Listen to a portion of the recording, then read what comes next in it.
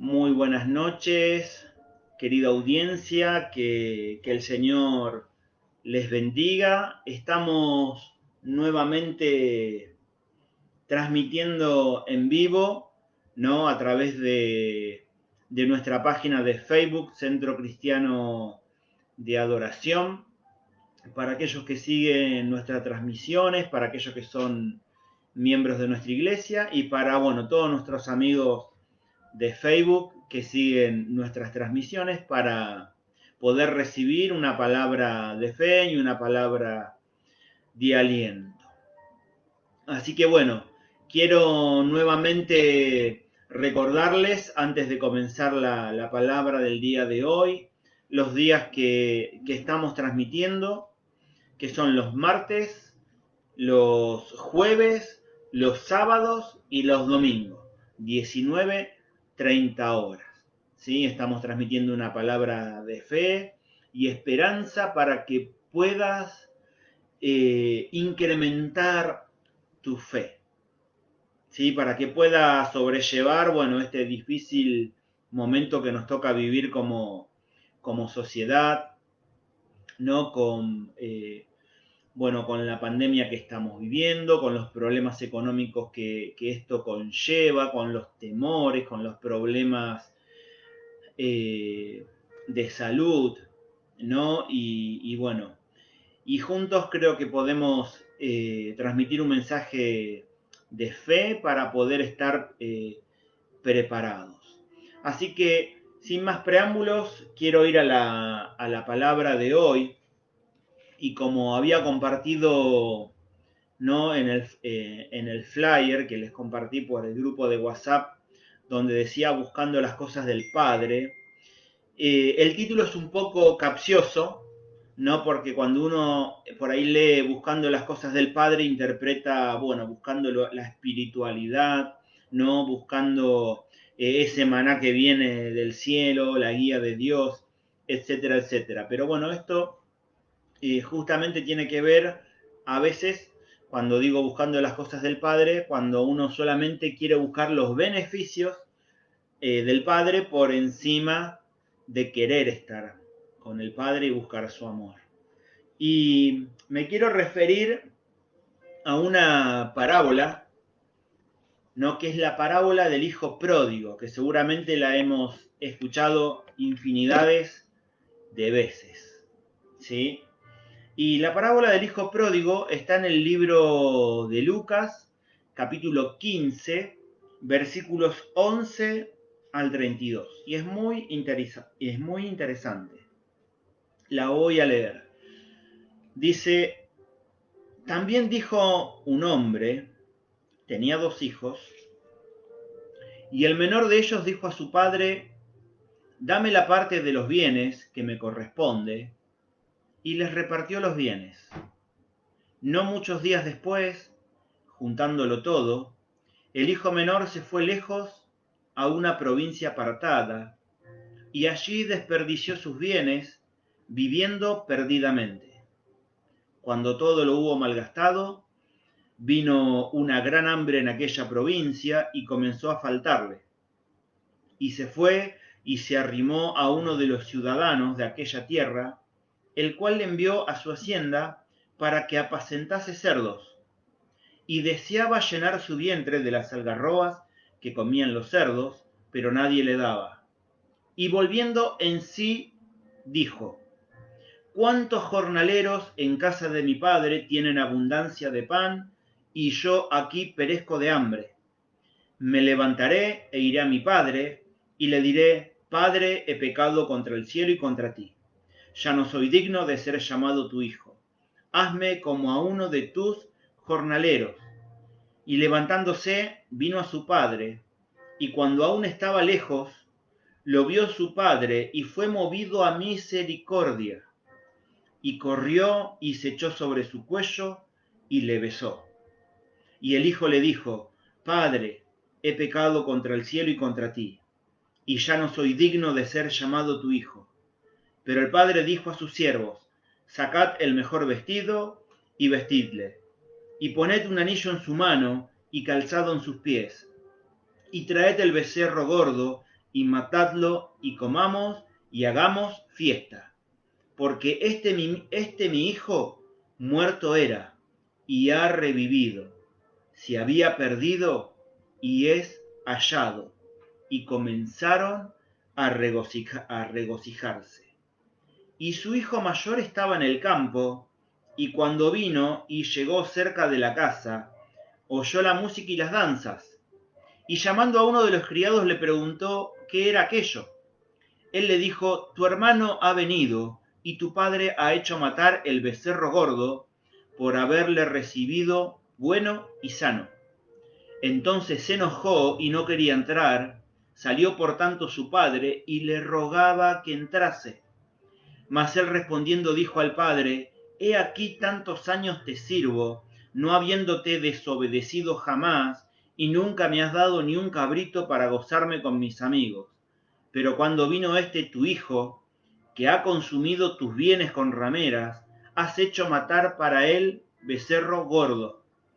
Entonces le dijo: hijo, tú siempre estás conmigo, y todas mis cosas son tuyas, mas era necesario hacer fiesta y regocijarnos, porque tu hermano, era muerto y ha revivido, se había perdido y es hallado.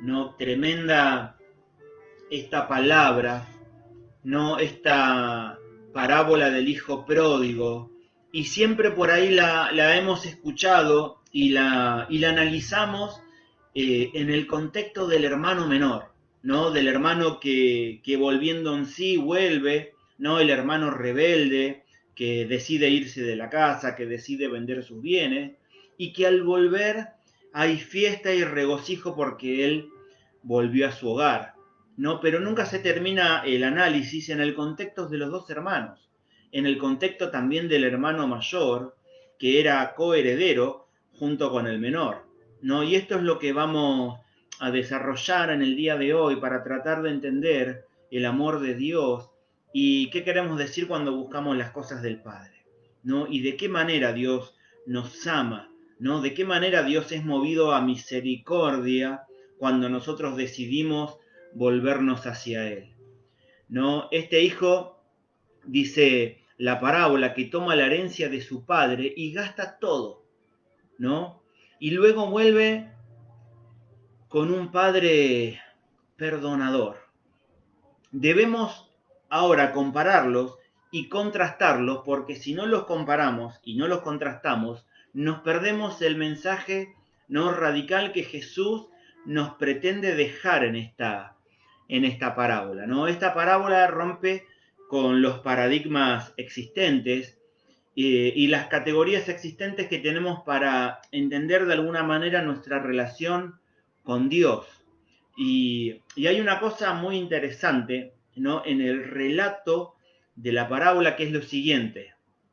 Si leemos todas las parábolas de Jesús, vamos a encontrar un común denominador en el desarrollo que Jesús utilizaba, que lo podemos dividir en tres actos, ¿no? Para contar una historia.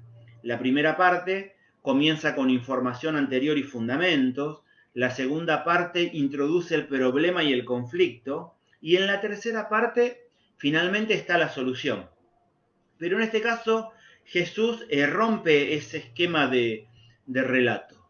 ¿Por qué? Porque las claves aquí están en el primer acto, ¿no? El primer acto comienza con un discurso que dice que el hijo menor va con el padre y le dice: padre, dame mi herencia. No, yo me imagino que los escuchas originales de esta parábola se habrán quedado impresionados con la petición y el relato de Jesús.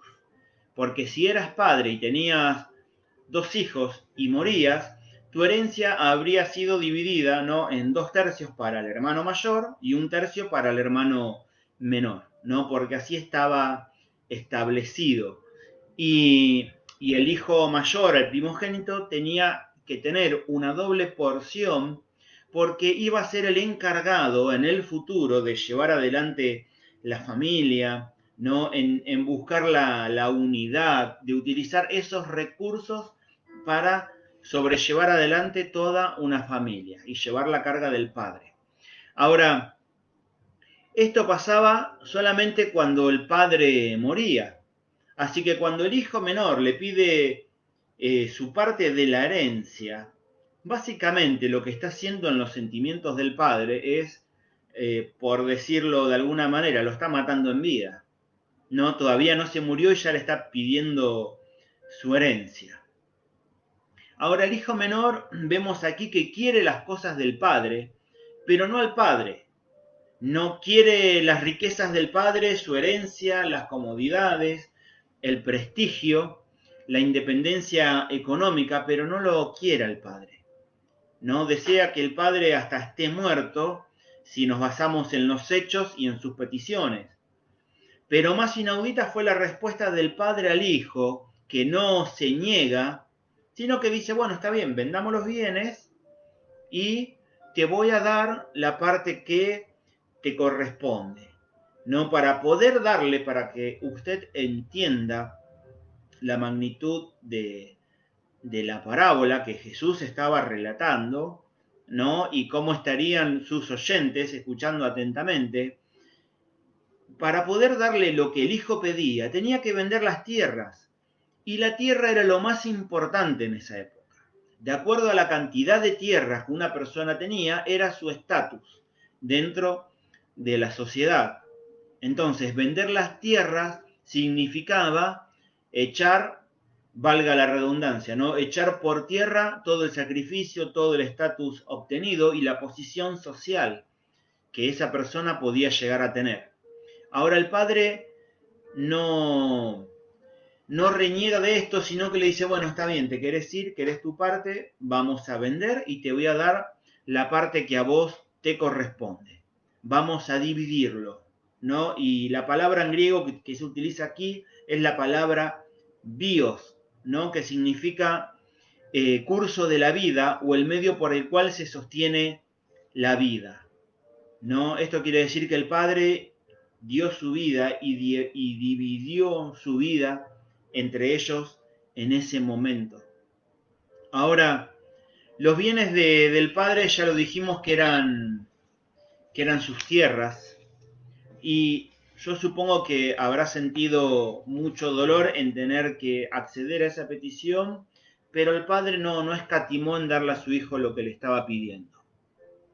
Básicamente le pidió que se desgarrara, que desgarrara el lugar donde vivía, el lugar que tenía sobre la comunidad, sobre cómo era visto. Pero no, el padre no dudó en hacerlo y le da al hijo la porción que le corresponde. Y este dice que se va y con el tiempo malgastó todo lo que había recibido, que termina en ruinas absolutas, que literalmente termina en el charco de los cerdos, y ahí se da cuenta lo tonto que fue. No dice la palabra que volvió en sí, no, que hubo un momento en su vida donde él se da cuenta y se le ocurre un plan. Y la primera parte de ese plan, no, es volver a su casa. Y dice, en la casa de mi padre no falta el pan, y aquí tengo hambre. Voy a disculparme con mi padre y voy a volver a mi hogar. ¿No? Esto parece algo simple, pero a su vez es algo muy profundo. No, porque el hogar no es principalmente un lugar, sino que el hogar es una relación, es el lugar a donde perteneces y es el lugar a donde te sentís aceptado. Eso representa el hogar, la aceptación. Y, y él quiere volver a eso, quiere volver al lugar a donde pueda sentirse aceptado, donde pueda sentirse que es parte. Pero también hay una segunda parte del plan que dice, voy a ir al padre y le diré que no soy digno de llamarme su hijo. Lo que intenta decir con esto es que él quiere retribuir al padre y de alguna manera ganarse la restitución, ¿sí? Que él se da cuenta que con una simple disculpa no iba a poder restituir ¿no? El daño moral que le había ocasionado al padre y a toda la familia, ¿no? Al obligarlos a vender las tierras, al retirarse del lugar y, bueno, vivir perdidamente y malgastar todo su dinero, dice la parábola, con, bueno, en juego, en prostitutas, etcétera, etcétera. Ahora, dice que emprende el camino a su hogar y el padre lo ve venir a la distancia. ¿No? La palabra exactamente dice que cuando el padre lo ve es movido a misericordia. ¿No? Qué tremenda esa palabra, ¿no? Cómo Dios puede vernos a lo lejos, Dios puede vernos venir aun cuando cometemos equivocaciones, cuando podemos cometer errores en nuestra vida, cuando podemos estar en el camino equivocado, pero cuando decidimos volver a Dios, a la distancia, Dios nos ve y su corazón por nosotros es movido a misericordia. Dice que el Padre, cuando lo recibe, sale corriendo a recibirlo, se le tira en el cuello y comienza a besarlo. Miren, que un patriarca salga corriendo era algo hasta fuera de lugar, ¿no? Porque los patriarcas no corrían, corrían los niños y quizás las mujeres, porque por la vestidura que llevaban para poder correr, tenía que levantarse las túnicas y mostrar sus piernas, y no era algo digno de un patriarca. Pero al padre no le importó la vergüenza, no le importó el que dirán, sino que dejó las emociones de lado y salió corriendo al encuentro de su hijo, el que había vuelto. Y inmediatamente le dice a los sirvientes que, bueno, que le den túnicas nuevas, que le restituyan el anillo. El anillo representa pertenecer a una familia, ¿no? En esa época los contratos se firmaban con el sello del anillo, ¿no? Y también, bueno, le ponen las sandalias, etcétera, etcétera, ¿no? El padre intenta restituirle inmediatamente su lugar y el hijo intenta decirle, padre, mirá, haceme como uno de tus jornaleros, no merezco ser llamado tu hijo, y él le dice, no voy a dejar que te ganes tu lugar, ¿no? Tu lugar como hijo te lo voy a dar yo, ¿no? Y por su gracia él se lo concede. Y no solamente eso, sino que hace un festín magnífico, dice la palabra, y mandan a matar, para conmemorar que él ha vuelto, el becerro gordo. Ahora, acá podemos ver que algunas personas, ¿no? Como el hijo menor, quieren las cosas que Dios nos da, pero no quieren a Dios. No quieren vivir su independencia como quieren hacerlo, creyendo que eso les dará felicidad, pero con el tiempo se dan cuenta que tampoco está la felicidad en las cosas terrenales, ¿no? Y el padre de la parábola representa a Dios, ¿no? En donde a él no le interesa quién seas, ni los errores que hayas cometido, ni las cosas horribles que pudiste haber hecho en tu pasado, sino que si vuelves a la casa de Dios, Él te va a aceptar y te va a restituir por su favor y su gracia. Ahora, cuando nosotros aceptamos a Jesús en nuestro corazón, todos de alguna manera somos el hijo menor, porque cuando llegamos a Dios decimos, bueno, no soy digno, quiero ganarme mi lugar, quiero hacer las cosas bien de ahora en adelante, y eso bíblicamente, a la luz de las Escrituras, es inaceptable, porque todos los derechos como hijos los recibimos por la gracia y el favor de haber recibido a Jesús en nuestro corazón. ¿Sí? No hay nada que nosotros podamos hacer para poder ser llamados hijos de Dios. Al final de este primer acto parece que todo vuelve a la normalidad, que los conflictos se resolvieron, que el hijo menor ha sido perdonado por el padre, que la familia está reunida. Pero hay otro personaje en la historia, ¿no? Que es el hijo mayor, que aún no lo conocemos y que aún no se enteró que el hijo menor ha sido encontrado. Y como siempre en esta parábola se hace foco en el hijo menor, en la restitución y el perdón, vamos a ver la segunda parte de esta parábola, ¿no? Y si tenemos en cuenta el contexto y las personas a las que Jesús les está hablando, podemos deducir que su audiencia original no podía verlo así. Más bien quedaron petrificados, ¿no? Porque por su religiosidad ellos no podían aceptar la gracia por sobre el hacer para hacer. Para ellos había que hacer para hacer y no podían aceptar el recibir la gracia de Dios. Entonces aquí había un conflicto entre Jesús y la audiencia de Jesús, entre los fariseos que estaban escuchando. Y en el segundo acto de esta historia, Jesús continúa y dice, el hermano mayor está en el campo y cuando se acerca a la casa, escucha música y ve baile. Así que le pregunta a un sirviente, ¿qué sucede? Y el sirviente le contesta, tu hermano volvió y tu padre ha matado al becerro engordado, porque volvió a salvo, le dice el sirviente con alegría. Pero el hermano mayor dice que estaba furioso, estaba tan enojado que rehusó unirse al festín. Era su turno, ¿no? En este momento de sacudir también la integridad de la familia. Decía al no entrar, no soy parte de esta familia, yo soy el heredero. Y ahí le hace una recriminación al padre, ¿no? Mira, todos estos años te he sido bueno, nunca te he desobedecido.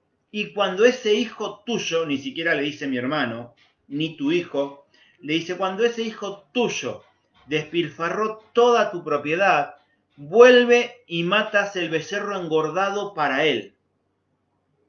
El hermano mayor estaba furioso por el costo que esto había tenido, más que por la fiesta. Porque el becerro gordo era un animal muy costoso y en esa época no se solía comer carne por el alto costo que tenía, y el becerro gordo era para una fiesta muy particular en donde participaba toda la familia, gente de, por decirlo de alguna manera, del barrio, ¿no? O de la comunidad. Pero, ¿cómo van a matar al becerro gordo para este? Ahora, no le interesa que su hermano haya vuelto, sino que lo único que le preocupa es que el padre sigue gastando parte de su herencia. ¿Por qué? Porque cuando el hermano menor se va, el padre vende las tierras y le da la parte de su herencia, significa que todo lo que quedó en la casa es del hermano mayor. Por eso el padre le dice, ¿por qué te enojas? ¿No? Parafraseándolo, si todo lo que está acá es tuyo. ¿Por qué te enojas por un animal? Si todo esto te pertenece a vos. Lo que pasa es que el hermano mayor no quería pagar el costo de la restitución del menor. Y está de alguna manera humillando al padre, ¿no? En el día más glorioso de su vida. No hace que el padre salga de la fiesta para discutir con él. Porque al mayor tampoco le interesa el padre, sino las cosas que tiene el padre. En definitiva, a ninguno de los dos en su momento le importó el corazón del padre, sino los beneficios que podían obtener a través del padre. Y Jesús deja así la parábola con un final abierto, ¿no? Y nos preguntamos, ¿a dónde quiere llegar Jesús? Con la audiencia que estaba escuchando esta parábola. Y saben que Acá en el primer acto tenemos una descripción muy tradicional del pecado. Vemos al hermano menor y podemos decir fácilmente, ahí está el pecador, que insulta al padre gastándose toda su heredad con prostitutas y viviendo en pecado. No, fácilmente podemos decir, ahí está el pecador. Ese es un pecador. Es muy fácil de señalar al hermano menor y de distinguirlo. Pero cuando llega al final del segundo acto, Jesús cambia las reglas del juego, porque aquí hay dos hijos, ¿no? Uno bueno y uno malo. Pero ambos están alejados del Padre. Y nos damos cuenta que ambos quieren las cosas del Padre, pero no al Padre. Ambos usan al Padre para obtener lo que quieren, pero no para amarlo.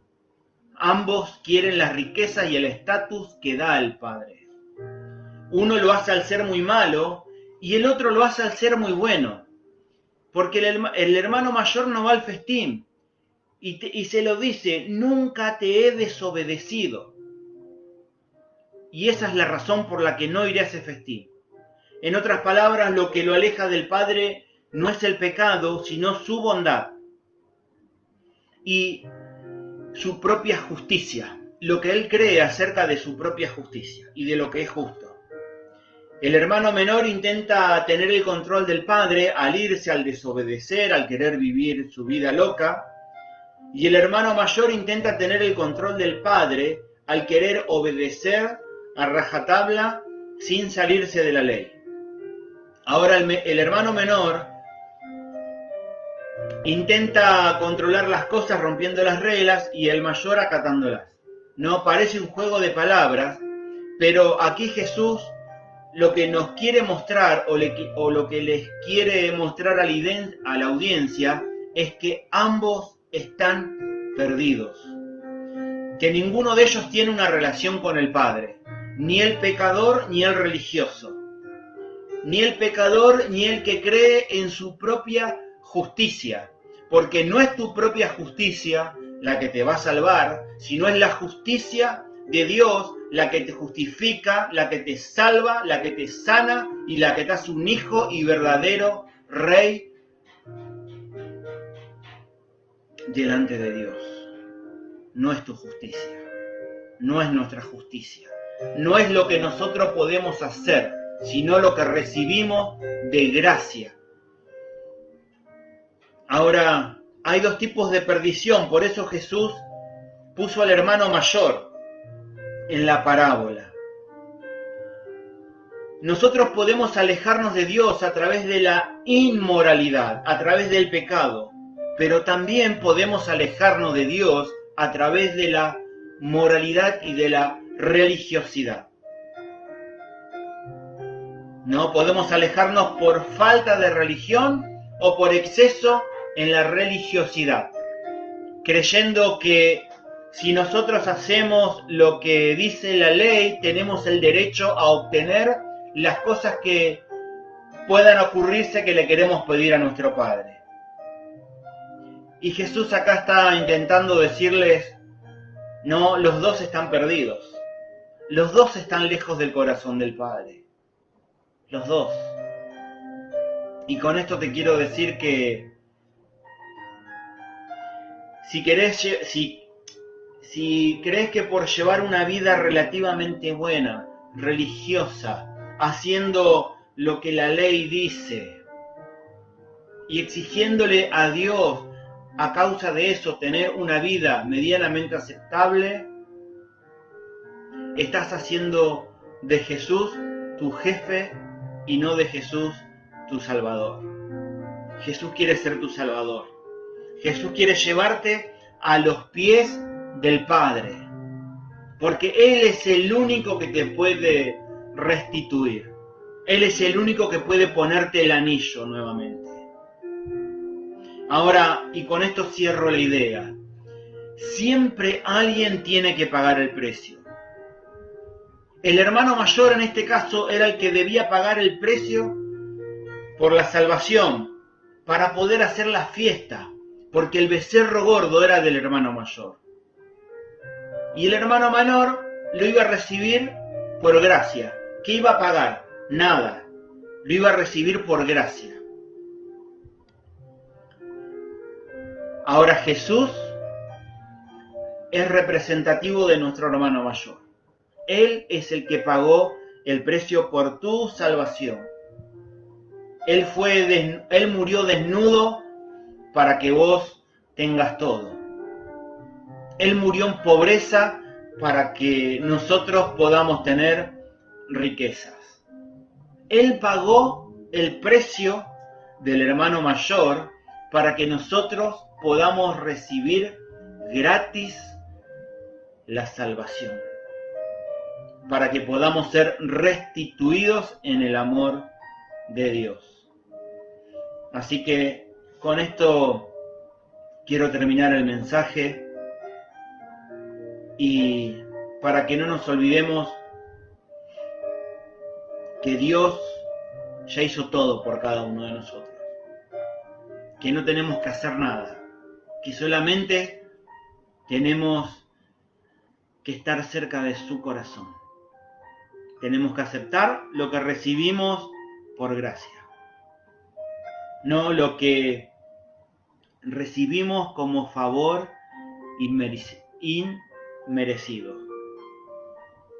Jesús busca personas que puedan ser transformadas, no que puedan cumplir mandatos. Cumplir mandato no te va a acercar a Dios, pero si tu vida es transformada, vamos camino al cielo con el Señor. Que el Señor les bendiga y nos estamos viendo mañana a 19:30 en la transmisión que va a estar a cargo del pastor Sergio Mantovani. Bendiciones.